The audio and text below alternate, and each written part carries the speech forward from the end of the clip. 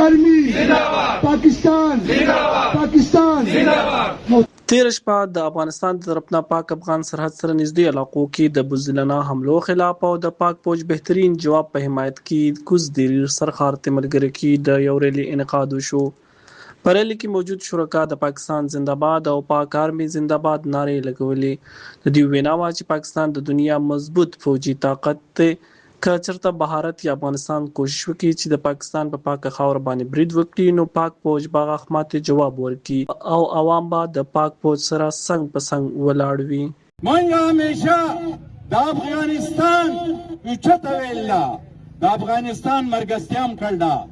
لیکن هغوی زموږ په ځوانانو باندې چې کومه دی نو اور ولګو لیکن د هغې په بدله کې الحمدلله د پاک فوج ځوانانو په داسې انداز سره چې کومه دی نو جواب ورکړو چې د هغوی کسان هم مړه کړل او ساتو ساته چې کوم دی هغه مورچو باندې خپلې پاکستاني جنډې هم ولګولې. ورونو یقینا هندوستان غټې غټې دعوې کولې لیکن هغوی دومره بوزدلي وکړه چې د شپې شپې چې کوم دی نو په پاکستان باندې میزایل را گزار کړل او دا زمونږ سپه سالار چې هغه حافظ قرآن دی او د سهار مونځ یې وکړو او دعا یې وغوښته او بیا یې د هغې نه بعد خپل 2 کسان ورولېږل او ټول هندوستان یې دړې وړې کړو. الحمدلله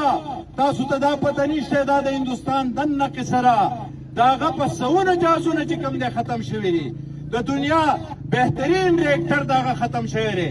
الحمدلله زمونږ پاک فوج یخ دی. دا خبره کله چا په ذهن کې